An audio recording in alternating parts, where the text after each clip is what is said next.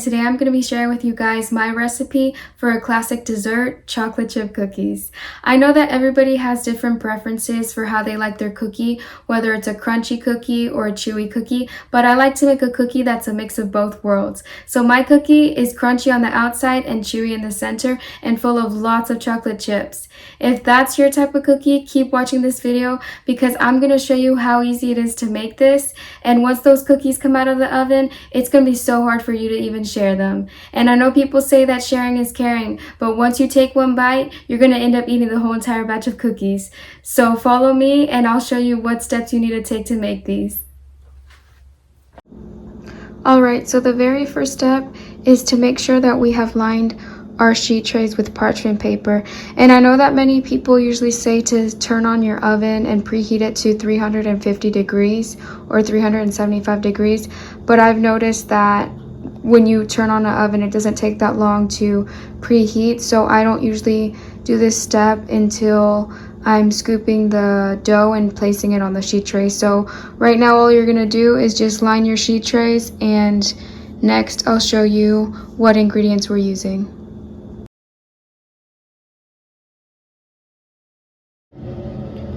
So what we're using for this recipe is 1.5 teaspoons of pure vanilla extract, 2 whole eggs, a 1/4 cup of granulated sugar, 3/4 cup of brown sugar, 1 cup of unsalted butter at room temperature, 2.5 cups of all-purpose flour, 2 cups of milk chocolate chips, half a teaspoon of baking soda, and 1 teaspoon of salt. So the next thing I did was I got my unsalted butter, and what I'm going to do is, using my hand mixer, I'm going to beat the butter for 3 to 4 minutes until it gets light and airy.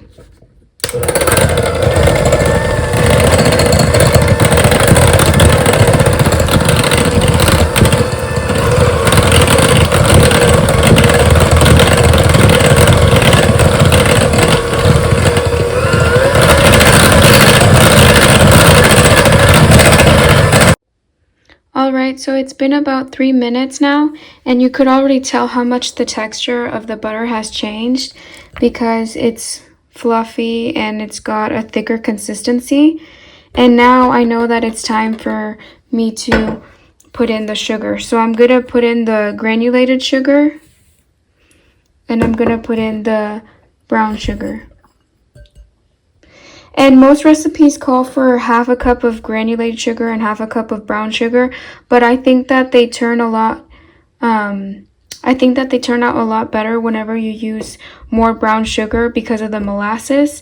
It gives it a chewier texture as well as a golden brown color that is very beautiful when it comes out of the oven. So now I'm going to whip up the brown sugar and the white sugar with the butter for 3 more minutes, and once all of those ingredients are fully combined, I'll show you what ingredient goes next.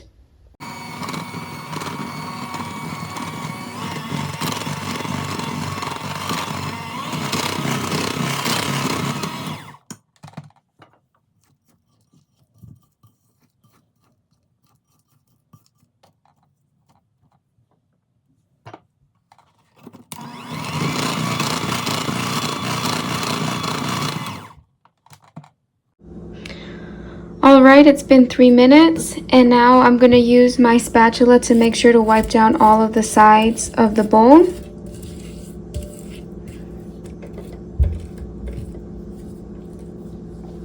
And then I'm going to put in the vanilla extract. And I'm going to crack in 1 egg at a time. I don't want to do them at the same time, I just want to do one, because it could risk ruining the consistency that I've already built up. And we don't want it to get watered down. We want it to continue being fluffy. So I added the second egg, and now I'm going to mix it once again, and then I can finally move on to doing the dry ingredients.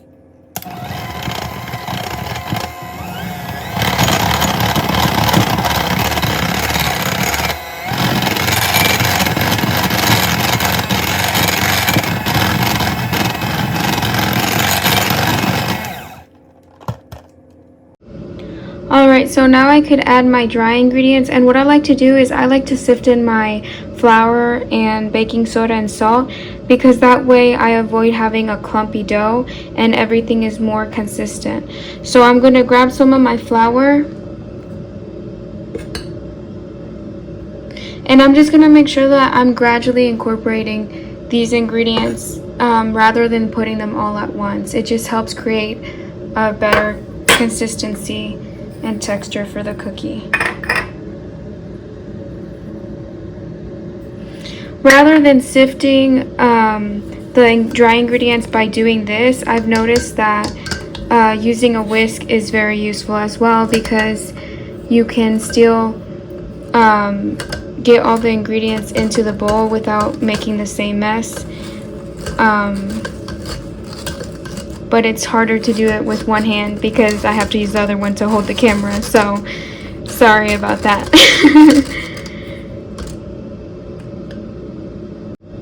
So once you're done sifting the ingredients, what you're going to do is, using a spatula, you're going to fold in the flour with the wet ingredients until it's fully incorporated, rather than using the hand mixer, so that you still have that fluffy consistency that you built up during those 5 minutes of beating everything, and you avoid overworking the gluten and the flour.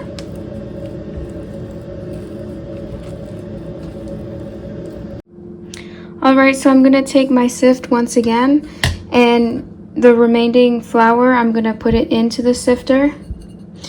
I'm going to whisk it into the bowl.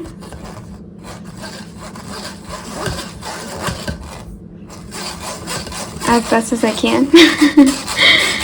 And then I'm going to use the spatula, fold in that flour, and show you what the dough is going to look like in the end. Alright, so I just finished incorporating the last part of the flour, and this is what my dough looks like. It's nice and fluffy. I like the texture. But before I add the chocolate chips into the bowl, I'm going to make sure to come to my oven and preheat it to 375 degrees.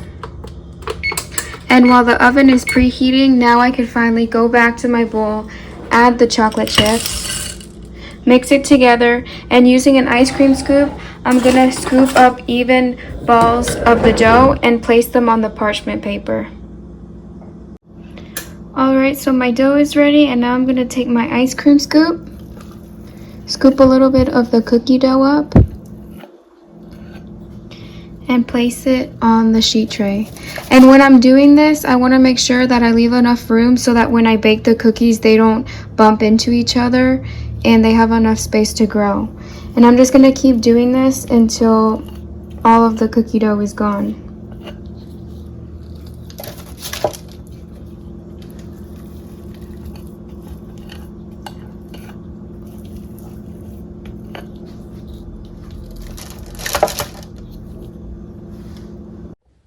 Perfect timing. I just got done scooping up all of my cookie dough onto my 2 sheet trays, and my oven is ready because it's at 375 degrees Fahrenheit. So now what I'm going to do is I'm going to take each sheet tray and I'm going to put it inside of the oven to bake for 8 to 10 minutes.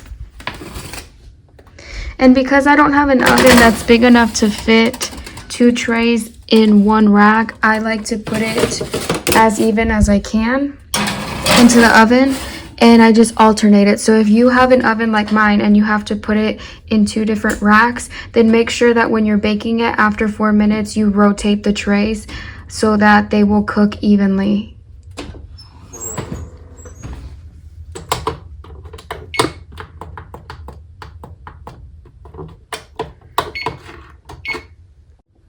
Alright, time is up, and I'm super excited to see how these cookies turned out. Oh my gosh, look how beautiful. The chocolate is melted, they spread out so evenly. Man, I don't know if you're getting the smell where you're at, but they smell spectacular.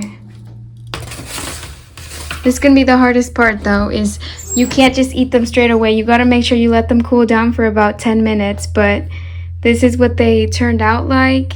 And of course, if you like them to be more golden brown at the top, then I'd recommend leaving them in for about 2 to 3 more minutes. But this is what they look like, and I'm just gonna remove them and put them on a cooling rack. So this is what the cookies turned out to be like, and I'm really happy with how they turned out because they got that beautiful golden brown color, and they're crispy on the outside, chewy in the center. They have an even amount of chocolate chips all around them, and I can't wait to give these to my friend tomorrow and see what she thinks about them. I got a total of 20 cookies, but if you'd like to have more than 20, all you have to do is just multiply the recipe by 2. I hope you guys like this recipe, you try it out, and if you like it, you share it with your friends and family. And I look forward to hearing from you guys in the comments down below. Let me know what you want me to make next. I did want to make some chocolate chip cookies, but with almond flour or coconut flour because I know that many people have dietary restrictions because I have a couple friends that are vegan as well. So I'm definitely going to be looking into making chocolate chip cookies that are vegan or gluten-free the next time. But if there's anything else that you want me to make in particular, comment down below. I'll check it out, and I'll see you guys in the next video. Thanks for watching.